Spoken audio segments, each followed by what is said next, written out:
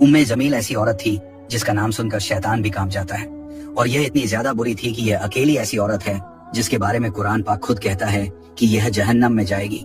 यह इतनी ज्यादा बुरी थी कि इसे एक लक़ब दिया गया, जहन्नम की माँ। उम्मे जमील का असल नाम अरवा बिन्त हरब था और वह अबू सुफियान की बहन थी। उसकी शादी अबू लहब से हुई, जो मक्का के सबसे ताकतवर और अमीर आदमियों में से था। दोनों अपने माल और रुतबे पर घमंड करते थे, लेकिन दिलों में हसद और नफरत भरी हुई थी, खासकर रसूल अल्लाह सल्लल्लाहु अलैहि वसल्लम के लिए। जब नबी सल्लल्लाहु अलैहि ने इस्लाम की दावत दी तो सबसे पहले अबू लहब और उम्मे जमील ने आपका मजाक उड़ाया। अबू लहब ने कहा, तेरा नाश हो ए मोहम्मद, और उम्मे जमील ने अपनी जुबान से ऐसी आग भड़काई कि मक्का के लोगों में इस्लाम के खिलाफ जहर फैल गया। हर रोज सुबह वह औरत कांटे और लकड़ियां उठाकर रसूल अल्लाह सल्लल्लाहु अलैहि वसल्लम के रास्ते में फेंका करती ताकि आपको चोट लगे। दिन के वक्त वह बाजारों में इस्लाम के बारे में झूठ फैलाती और रात को लोगों के दरमियान फितने और बदगुमानी पैदा करती। उसकी जुबान तलवार से तेज थी जो किसी के ईमान को चीर देती थी।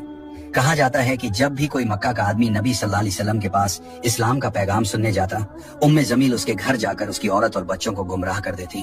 तुम्हारे शौहर मोहम्मद के जादू में आ गए हैं। ऐसे शब्दों से वह घरों में फसाद फैलाती थी और लोगों के दिलों में शक और नफरत डालती थी। इससे ज्यादा जिल्लत का काम और क्या हो सकता है कि एक औरत अपनी पूरी जिंदगी सिर्फ नफरत फैलाने में लगा दे।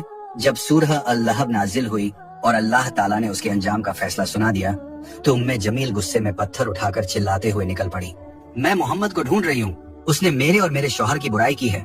लेकिन जब वह मस्जिद हराम पहुंची, रसूल अल्लाह वहाँ हजरत अबू बकर रज़ी अल्लाहु अन्हु के साथ बैठे हुए थे। अल्लाह ताला ने उम्मे जमील की आंखों पर पर्दा डाल दिया। वह आपके सामने से गुजरी मगर देख नहीं सकी। उस वक्त हजरत अबू बकर ने हैरान होकर कहा, या रसूल अल्लाह, यह तो आपके सामने से गुजरी लेकिन आपको देखा ही नहीं।